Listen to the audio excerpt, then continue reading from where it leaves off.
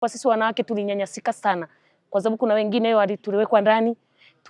Kuna msafara wa rais ulikuja mkoani Tanga, ukaja wilayani kwetu Handeni, tuliamua kwenda kwamba tuandamane twende kwa mama, tukapata kipigo njiani ambacho kuna wenzetu wengine walipoteza watoto wao. Tulivuliwa nguo kwa kweli, kwa sababu tulipigwa mpaka na kuvuliwa nguo. Kwanza kule kuna mgogoro kabisa kati yetu sisi na wale wafamizi ambao wamefamia pale.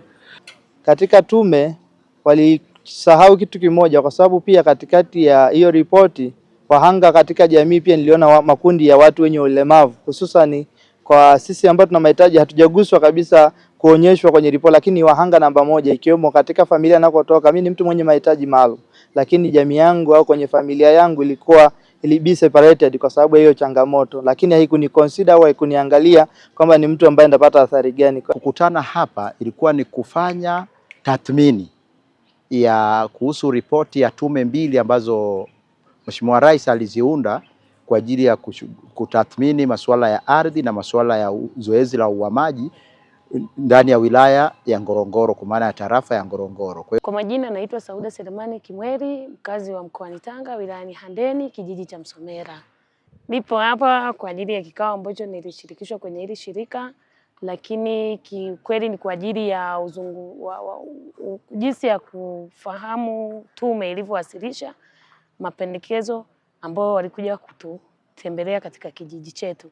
Ila sasa mimi kama mkazi wa kijiji cha Msomera ni kwamba kweli imetugusa tume, japo si kwa sehemu nyingi sana. Ni sehemu moja tu ambao wametugusia kwamba kweli hatukushirikishwa, ila hawakueleza madhara tuliyopata na mpaka sasa hivi kwamba tuna hali gani na kwamba tuko kwenye mazingira gani.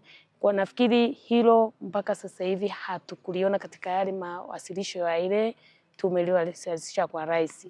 Kwa hiyo jamani, tunaona kwamba sisi kama wanamsomera bado kwenye mawasilisho ya pendekezo lile la tume tuko tu sehemu moja tu ya kwamba kweli hatukushirikishwa. Kwa hiyo vitu vingi vyote vilivyofanyika, manyanyaso nini, hatukuyaona kwamba kwenye ile tume, kwamba na mengi tuliyazungumza.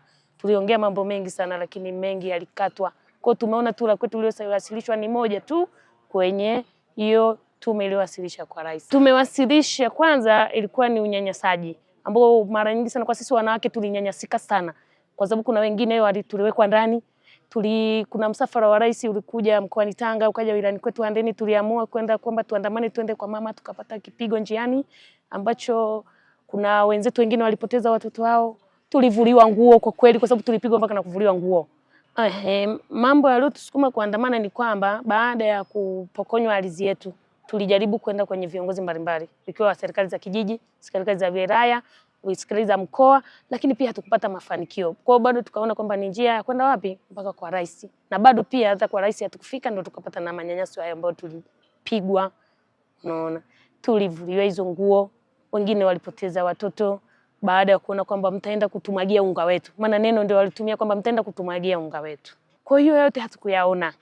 Unaona, nafikiri kuna wakati tulikuwa kuna mazao yalilimwa na zile trekta za barabara, kuna mazao yalikatwa, yani yote hayo hatukuyaona. Swala tu moja ambalo tumeona tume ambayo imetuwasilisha ni kwamba hatukushirikishwa. Kwa vile vitu vyote manyanyaso yaliyopita kule hatukuyasikia na hatukuyaona kwamba yalivyowalishwa kwa rais. Haya, kwa jina naitwa Mwarabu Peneti, nakaa kijiji cha Msomera, wilaya Handeni. Kwa kweli haya mambo ya manyanyaso tulipata kwa muda mrefu sana, lakini tuliposikia kwamba kuna tume, alikuwa wanamsomera ambaye ni wenyeji walikuwa wamefurahi sana kwa kujua kwamba tunanyanyasika kwa ajili ya watendaji tu, lakini walikuwa wanahisi kwamba Rais Samia hajui kama anateso watu.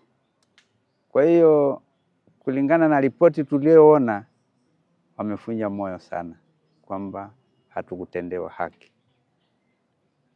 Kwa hiyo ni kwamba mimi kama najaribu kuongea hapa, bado manyanyaso yanaendelea, kwa sababu lipimiwa watu maeneo na kuna sehemu zingine zimebaki, na mpaka sasa hivi inaonyesha kwamba wamiliki wakuu ni hawa wenyeji walioletwa kutoka Ngorongoro. Kwa hiyo kama wewe una sehemu yako imebaki, haina mtu, unaambiwa ni sehemu ya wasi. Ukienda kuligusa kulifanyia kazi, basi unaona wao wanajazana, wanapiga simu wilayani, watakuwa na msukumo. Kwa hiyo kweli bado kinaendelea mnyanyasaji mkubwa sana. Na haya matokeo ya mwaka jana rais alipokuwa na msafara wa kuja wilayani Handeni, kweli kuna taharuki kubwa limetoka. Kwanza viongozi wa wilaya alitokea, wakina mama kapigwa mabomu, wengine wametoa mimba, wengine wamepigwa makofi, walifuliwa nguo kama na kadhalika. Kwa hiyo nadhani kwa kweli tunaomba kama kuna atutembelee, maana huko watu wananyanyasika sana. Mimi madhara niliyopata, nimepata madhara makubwa. Nilinyang'anywa, nilikuwa na eneo kubwa kama eka 100 na nilipimiwa kisheria na hatimiliki nimepewa, lakini nimenyang'anywa mpaka sasa hivi. Sehemu niliyobakisha tu ni kama ile eneo ya mji, shamba limeenda na eneo yote kwa ujumla limeenda. Alikuja aliingia na kazi, kwa sababu aliingia na mabunduki, yani ni matisho makubwa. Walianza kuweka biko, baadaye wakajenga na akashawishi hawa wananchi kwamba hawa ni wafamisi. Alitupa majina mabaya sana kwamba hawa ni wafamisi na hii sehemu ni pori tengefu, wakati ni kijiji ambayo kimesajiliwa. Sijui kama ana makosa, lakini kama itakuwa hivyo atakuwa mwenye makosa ni serikali, maana wana ramani, wana cheti, alafu ana matumizi bora ardhi. Ndio maana amemilikisha wananchi wao sehemu kwa kuwa wametimia sheria. Maisha imeharibika kwa sababu kama nina ng'ombe 2 sina pa kuweka, maana hapo ni sawa kama sisi tumekaa kama watumwa. Huwezi kulinganishwa wewe na huyu mwananchi aliyoleta kutoka Ngorongoro. Wewe tu ukiguswa tu wewe ni mtu wa kumnyenyekea, bana ni samehe. Labda mbuzi kama kandama yako ameingia shamba, unapelekwa polisi. Yaani ukigusana tu. Mahakama tulienda tangia sasa hivi nadhani kama ni mwaka wa 3 hii, lakini kesi haiongelewi. Yaani ukifika tu unapigwa tarehe. Kwa majina yangu ninaitwa Paulo Oleshiro kutoka kijiji cha Kitwaibi, wilaya Simanjiro, mkoa wa Manyara. Kuhusu ripoti hii ya Tume ya Rais, tumeona kabisa kwamba sisi kama kijiji cha Kitwaibi, masuala ya ushirikishwaji wa utoaji wa ile ardhi yetu kwa ajili ya watu wa Ngorongoro hatukushirikishwa kabisa. Kwa hiyo jamii wanahitaji kabisa wapate elimu ya ushirikishwaji, kwani kutoshirikisha jamii ardhi yao inaleta migogoro mikubwa. Kwa hiyo na sisi kama jamii ya kifugaji walioko Kitwaibi, tunaomba kwamba zoezi lolote lililofanyika halikuwa na ushirikishwaji wowote. Kwa hiyo ndio maana unakuta hata wananchi wanashindwa namna ya kuongea, kwa sababu ila ardhi hatukujua kwamba imetolewa kwa sababu gani, au labda imetolewa kilomita ngapi. Tunajua tu kwamba imesemekana kwamba tunawaleta watu wa Ngorongoro 1500, lakini hatukujua kwamba wanaleta kwa sababu gani. Na pia tunaiomba serikali yetu sikifu inayoongozwa na Mama Samia Suluhu Hassan kwamba waiangalie vizuri maeneo hizo ya kifugaji, kwani sisi wafugaji ni warafiki na wanyama pori. Kwa hiyo maeneo yetu ukiyaona labda yako wazi, yana matumizi tayari. Ile eneo ambalo limetolewa tulishaipangilia kwa ajili ya nyanda za malisho, inaonekana kabisa ni eneo la malisho, lakini baadaye walivyokuja kuitoa hatukushirikishwa. Malisho yetu yanaendelea kuteseka na huko ni sehemu ya kiangazi kikubwa sana. Kwa hiyo sisi kama wananchi wa Kitwaibi tunaomba ushirikiano mkubwa ili basi tuweze kuyajua kwamba ni nini kinachoendelea kuhusu lile eneo letu lililotolewa. Kuna tume mara ya kwanza ilikuja ikiwa inaongelea masuala ya kuja kutengeneza mradi wa Ngorongoro. Ilifika kule kwetu, lakini kwa kufika kwetu haukuwa na ushirikiano. Hatukupata vikao. Waliwakuta baadhi ya wajumbe tu wa serikali ya kijiji, wakakaa kidogo, wakasema sisi tumekuja tukifuata eneo letu la pori tengefu la serikali. Wasema upande huu ni ardhi ya wananchi, lakini huu ni pori tengefu, na tukawa tunaongea maswali ya hapa na pale kwamba kwa nini sasa hakuwa na ushirikishwaji. Tukaambiwa hapa ni eneo la serikali, kwa hiyo tumekuja tu kueleza ili isiwe na migogoro, ili mkiwaona kazi zinaendelea hapa, kazi zinazoendelea hapa, msije mkasema kwamba ni kwa sababu gani. Na sisi kama viongozi au waratibu wa nyanda za malisho tuliuliza swali moja hapo kwamba kwa nini hapa, mbona ilikuwa ni eneo la malisho. Tukaambiwa inawezekana ikawa ilipimwa kwa namna nyingine, lakini ni pori tengefu. Kwa hiyo hatukushirikishwa moja kwa moja. Ndio tume moja tu ilifika kijiji kwetu, ila ilifika tu kwa muda wa saa 9 ikiwa inaelezea kwamba mradi unaendelea leo. Hata si wenyewe tulikuwa tunaifuatilia kwamba tuelezewe kwamba ni kilomita ngapi zinachukuliwa, ili basi tuweze kujua kwa matumizi mengine ardhi yetu nyingine kwamba tunaitumiaje. Kwa hiyo mpaka leo hii hatukuambiwa, tunaona tu miundombinu zinaendelea, barabara, umeme, maji yanachimbwa, lakini hatukuambiwa kabisa kwamba ni kilomita ngapi zitatolewa kwa ajili ya mradi huo. Kwa hiyo kituo B imechukuliwa kanda za malisho. Pale kwenye eneo hilo lililochukuliwa tuligawa mara mbili kwamba kuna malisho ya kiangazi na malisho ya masika. Sasa ile kibao kinachoonyesha kabisa malisho ya masika, kuanzia hiyo kibao kwenda huko juu ikachukuliwa eneo hilo.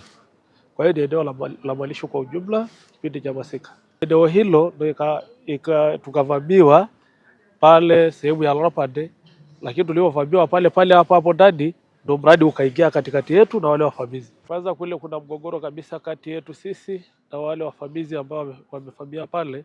Kwenye eneo hilo mifugo sasa hivi za kitongoji hizo zimekosa sehemu ya kwenda, kwa sababu pale ambapo sisi tumetenga kwa ajili ya malisho ndio mradi umeingia, lakini pale mbele pia wakaingia wafamizi wakaweka mashamba. Kwa hiyo kwa muda huu sasa hivi pale kuna mgogoro kati ya wafugaji wenyewe kwa wenyewe wanaotoka Kilindi na wale walioko Kitwai. Na hata juzi tu imetokea mgogoro wa pale wa Arusha na wale wanaoitwa Wakwavi. Ikatokea mgogoro mkubwa ambaye nafikiri hata mpaka mikoa zote miwili Tanga na Manyara wameingilia kati kwa ajili ya mashamba, kwamba mifugo yanaingia mashamba. Wengine wanasema siji tunalisha ni eneo letu. Ikatokea migogoro pale kati ya wafugaji na wakulima. Kwa jina ni Dr. Moses Mereto Molel, natoka taasisi ya Ngorongoro Legal Aid Center iliyopo katika halmashauri ya Ngorongoro. Pia ni mjumbe wa baraza la mashirika yasiyo ya kiserikali katika halmashauri ya Ngorongoro. Tunafurahi kwamba tumejiunga na taasisi ya Silayo ambayo tumekuja kuangalia tathmini ya ripoti ile ya tume juu ya uhamishaji wa watu Ngorongoro, lakini pia juu ya tume ile ardhi upande wa Ngorongoro. Binafsi niseme ni hatua kubwa ambayo tumefurahia kwamba imetambua, kwa sababu tume ilikuja na mambo ambayo ukiangalia mara moja walipongeza taasisi zisizo za kiserikali kwa ngazi ya kwamba pia jamii inatambua na inawaamini, lakini kwa asilimia kubwa imekuwa ikinyosha vidole au ikinyosha lawama kwa hizo taasisi, kitu ambacho sio. Labda niseme tu neno ambalo labda leo nimekuja kujifunza, jamii ielewe kwamba katika zoezi la uhamishaji njia iliyokuwa inatumika ilikuwa ambayo ni rafiki, lakini pia NGO ambayo tulikuwa tunaonekana kwamba mara nyingi tunafanya kazi karibu na jamii, tumekuja kuonekana hatuwezi au hatufanyi kitu, na baadaye ilionekana kwamba tunaingiza migogoro kwenye jamii, kitu ambacho sio. Kama mjumbe wa baraza la mashirika ya serikali niliona changamoto hiyo na nikajaribu kuona, nikafikia ofisi ya DC ambayo pia tuliongea naye, na ofisi ya msajili msaidizi ambaye ndio mratibu wa mashirika ya serikali, yani afisa wa maendeleo katika halmashauri ya Ngorongoro. Tulijadili kwa kina kupitia ile siku tulipokutana kwenye robo ya kota ya mwaka huu 2026, na tukaona, na nitoe rai labda leo kwamba katika tume walisahau kitu kimoja, kwa sababu pia katikati ya hiyo ripoti wahanga katika jamii pia niliona makundi ya watu wenye ulemavu, hususan kwa sisi ambao tuna mahitaji hatujaguswa kabisa kuonyeshwa kwenye ripoti, lakini wahanga namba moja, ikiwemo katika familia nakotoka. Mimi ni mtu mwenye mahitaji maalum, lakini jamii yangu au kwenye familia yangu be separated kwa sababu hiyo changamoto, lakini haikuni consider au haikuniangalia kwamba ni mtu ambaye ndapata athari gani. Kwa hiyo labda nitoe wito kwa siku ya leo kwamba serikali iwe tayari kukaa na mashirika hayo, hususan katika ofisi ya wilaya, lakini pia kwa ngazi ya mkoa na taifa, kwamba watu wanaoishi katika hifadhi ya mamlaka Ngorongoro, yani katika tarafa ya Ngorongoro na katika upande wa Loliondo, yani katika tarafa la Loliondo na upande wa Sale, kuna umuhimu sasa jamii pamoja na mashirika yasiyo ya kiserikali na serikali yenyewe au mamlaka husika ije katika meza moja na ije itafute kauli moja kwamba upotoshaji na tunavyosikia hizi semi za kuambiwa, tuje tutafute meza pamoja na kujua namna gani. Kwa kusema hayo, tutakuwa na ufumbuzi wa swala hili ambalo tunalisikia na hizi propaganda ambazo pengine tunashutumiwa kama mashirika yasiyo ya kiserikali. Kwa kusema hayo, niseme tu karibuni, tuko tayari kama ofisi ya uratibu wa masuala ya mashirika yasiyo ya kiserikali katika Ngorongoro.